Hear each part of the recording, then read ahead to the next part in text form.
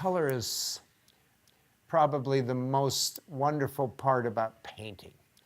There have been movements and times where people have talked about making what could be classified as ugly paintings, tough paintings.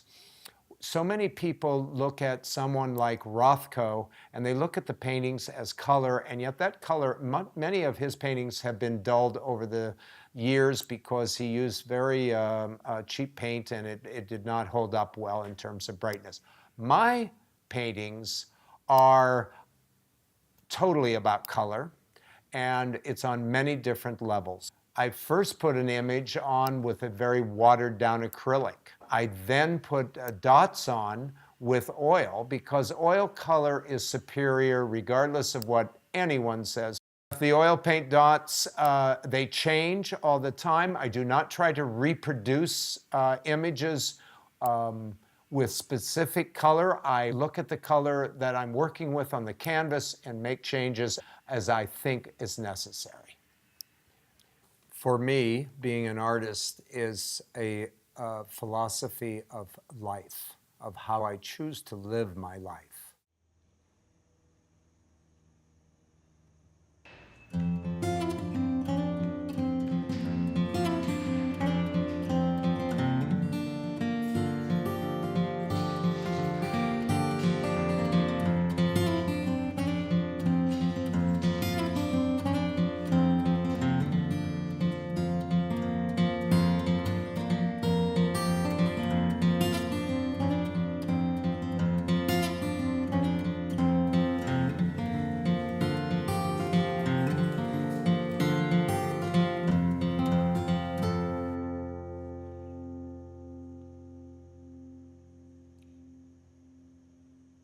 How do you make a living out of art?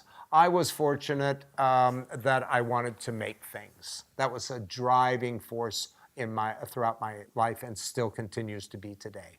I had to make frames for some of my own work, and I could not afford to have them framed. So I took a few frames apart, found out how they were structured, and I started making my own frames. Later, I parlayed that into a business. At this point in time, the business world in the art world was very different. It was more gentle than I think it is today. And at one time, I had 8 full-time employees making frames throughout the world. I framed for a lot of artists in a lot of countries. In the beginning of that business, a lot of the people I framed for didn't have money. So I traded frames for art. In hindsight, I wish I had traded more, but of course I had a limit to how many frames I could make without money. In the beginning, the artist was the important person. The art was first most important. Then the artist became important. So, oh, you have a piece by so-and-so. Then the gallery became increasingly more important. Oh, who did you buy that piece from? Or where did you get that? And from that gallery. Oh, yeah, I've heard of that gallery. Today, I don't know. It's scary because I know some of the rents that galleries are paying. And I was told by one gallery, while they might love to show my work, they couldn't afford to, because my work did not sell for enough money to support their overhead. And I said, well, that's not a problem for me. We'll just raise the prices.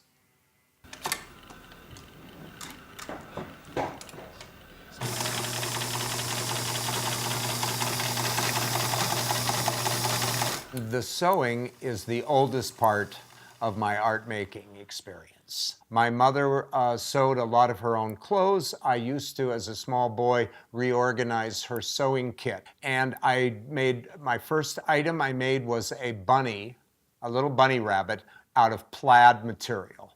And I wish I had it today, because it was the first plaid bunny I'd ever thought of. My sewing continued. I pretty much did a little all the way up through high school.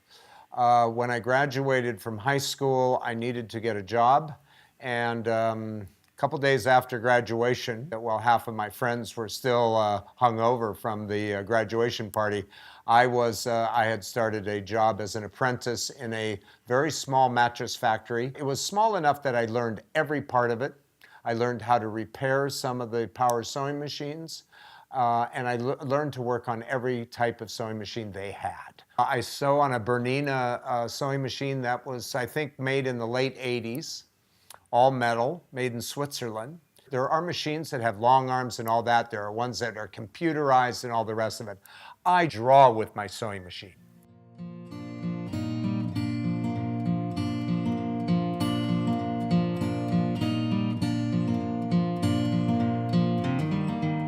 Money certainly does play a role in art. There are artists who, if you took away their sales, would not continue to make art. I am certainly not one of those artists. If no one ever bought a painting from me again, I would still make art.